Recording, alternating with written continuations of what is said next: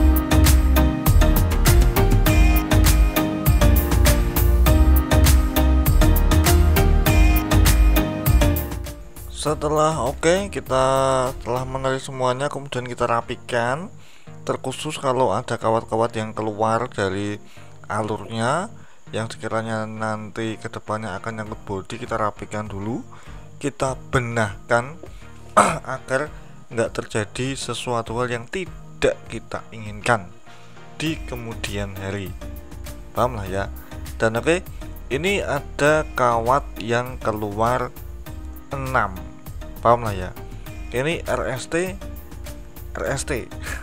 pokoknya seperti itu, atau bisa dikatakan U1 W1 UVW U1 W1 U1 V1 W1 dan U1 V1 U2 V2 W2, pokoknya seperti itu, atau UVW XZ bisa ada yang seperti itu ya, terserah anda dalam menamainya ya. Yang penting cara kerjanya sama, penyambungannya sama, prinsip kerjanya sama. Yang penting cara kerjanya, penyambungan polnya berapa, RPM nya berapa, wattnya berapa, pokoknya seperti itu. Dan setelah kita teliti tadi, kita kupas dulu. Ini aku pakai kawat tembaga yang Hennelik Jerman ya, lisensinya. Dan ini kita kupas terlebih dahulu, nanti akan kita cek nih, ini nyambung nggak sih antara U1 sama U2 nyambung nggak, V1 sama V2 nyambung nggak, terus W1 sama W2 nyambung apa enggak, pokoknya seperti itulah. Kita cek berapa daya yang kita peroleh ohmnya, kemudian akan kita pasang kabel di kawatnya. Aku menggunakan kabel dengan tebal sekitar 0,7 karena bawaannya hanya memakai 0,7 NJJHJ, serabut pokoknya seperti itu. Aku menggunakan kabel seperti itu karena bawaannya juga seperti itu ya, pokoknya gitulah. Sekarang kita kupas dan kita tes satu persatu, nyambung apa enggak nih, apakah ada yang putus tengah apa gimana, pokoknya seperti itulah ya. Jadi untuk penggulungan dinamo seperti ini banyak dilakukan, umumnya sih pakai yang memusat, tapi karena ini menggunakan yang jerat, tipe jerat seperti ini, oke lah, ngikut aja. Sebenarnya cara ini tuh bisa kita rubah menggunakan tipe yang memusat ya, paham lah ya. Bahkan lebih lebih hemat pakai yang memusat daripada pakai yang jerat model seperti ini. Keuntungan kalau kita pakai yang memusat itu, gulungan model memusat itu lebih hemat kawatnya. Tapi kalau kita gunain yang model jerat seperti ini nanti akan rapi. Serta kalau model memusat itu agak ribet cara perapiannya, pokoknya seperti itu.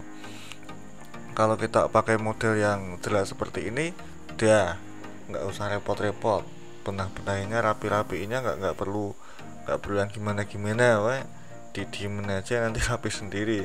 Dan kita tes satu persatu, hambatan ada di 8, kemudian yang satunya ada di berapa ini ya, 8, yang satunya di 8, juga 8,2, kemudian yang satunya lagi ada di berapa ini, 8, ya. Jadi jangan sampai ada yang kelewat, misalkan tadi 10 terus 8 terus 10 lagi ya, itu kemungkinan besar ketika kita gulung itu ada yang kelebihan atau ada yang kekurangan ya, seperti itu.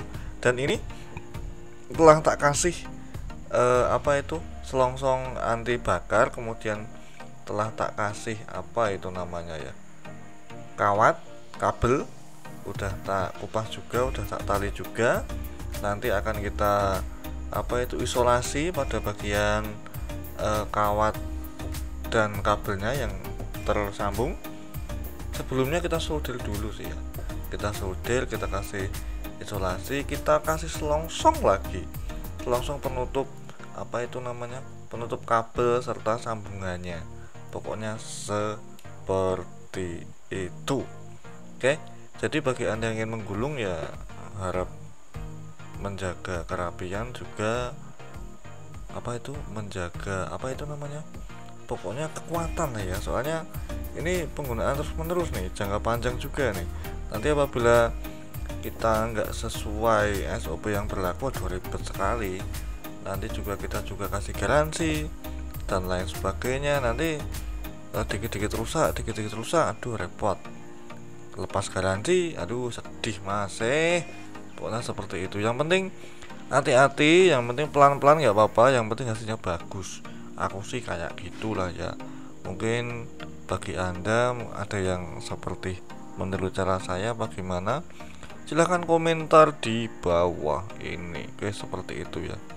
Jadi dinamo 3 pas ini tuh kita tuh lebih mudah gulungnya lah ya.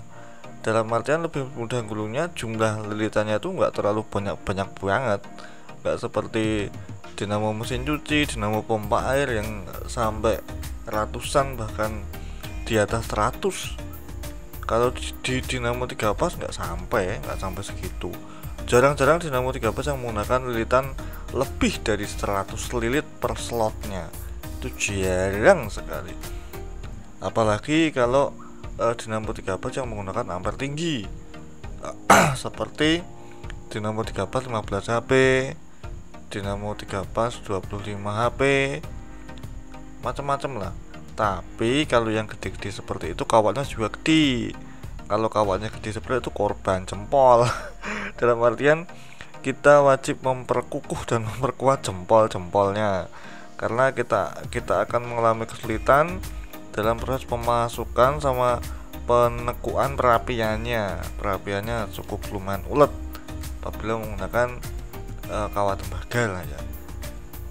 Kalau untuk nyepul atau gulung dinamo 3 pas lebih baik pakai kawat tembaga ya, jangan pakai aluminium, tuh resiko banget tuh. Aku nggak berani sama sekali. Nah, kemudian kita potong seperti ini ya. Kita potong untuk selongsong yang agak gede untuk menutupi kabel beserta isolasinya. Pokoknya seperti itulah ya. Oke, sekarang kita akan lanjut memasang isolasi dan waktu sudah hampir 14 menit. Oke, seperti itu ya. Akan kita lanjutkan di part yang selanjutnya. Setelah ini kita tali, kita kasih serlak ya. Serlak itu wajib lah ya. Oke, kita pasang selongsong. Kemudian di part selanjutnya kita akan memasang atau mengelem dengan serlak ya.